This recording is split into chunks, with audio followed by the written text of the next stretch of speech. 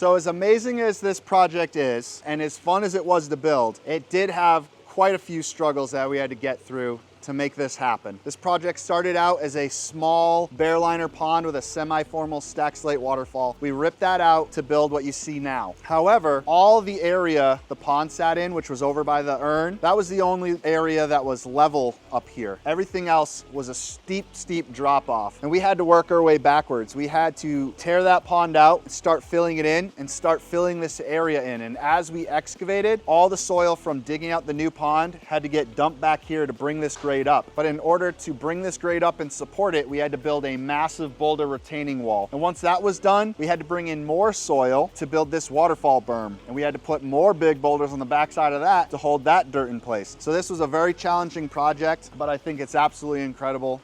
We had to do a trench for a natural gas line. That's something new for us. Typically these fire features run off a propane tank, but some people have natural gas, like this homeowner, and they wanted to connect this directly to that so they don't have to go out and get propane tanks and refill them, which is pretty cool. But we had to dig a big trench to code so the plumber can come and hook that up. These boulders are very big. They've got this massive outdoor living room on one side, these big arborvitaes with a big drop off on the other. And so it was a very tight access for us. We had to sit the machine in one place and very carefully set all these rocks, not coming too close to the structure, not coming too close to the trees. And we had to have all the rocks shuttled to us from the backside and turn around and pick them up. So it was a very tedious process building this. There was a lot of moving parts, a lot of boulders coming in, soil coming out, reusing the soil to build areas up. So there was a lot that went into this. There was also a lot of attention to detail and extra time that went into this project to make sure we were able to tie in some of the elements of the existing stack slate retaining wall, the stack slate walls that go right up against the foundation. We had to affix our liner to the foundation with batten strips. So we had to drill into the concrete and use a metal bar to hold that liner in place. There are a lot of different things involved in this, but that's the case with most features. They're never really cut and dry, black and white. There's always something hidden in the ground. There's always some sort of access challenge, but that's what keeps it interesting and fun. It changes the scope of the work as you're going. Things have to change. You have to move something over a little bit this way, change the shape. It keeps it interesting and it helps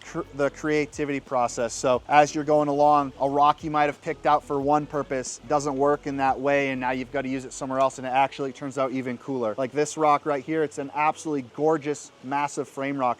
This was originally intended to be kind of like a wing wall, retaining wall rock, and it was just too big, it wasn't working. And thank goodness, because when we got it over here, it was absolutely perfect. So things like that happen all the time on these projects. Originally, this feature didn't involve the stacked slate fire urn. We had an intake bay planned for over there originally, and we had to change that into an intake bay wet well because we needed room for that urn. So that whole end of the pond over there had to change a little bit as we were going along. And I think it's even cooler now than we originally planned, but things like that happen. So you have to be flexible. You have to be fluid like water. You got to be able to maneuver around all these things that happen. You never know what you're going to find in the ground when you're digging. So a lot of the things we just talked about, we don't typically talk about those in our videos because they're not that interesting, but we just wanted to share with you there's a lot more that goes into these projects than we normally talk about or most people even realize. These are very complex things. I know a lot of people comment, oh, I could build that thing for 500 bucks. Yeah, I know, I get it. These things are one of a kind work of art. They're alive, they're living pieces of art, and you need them to be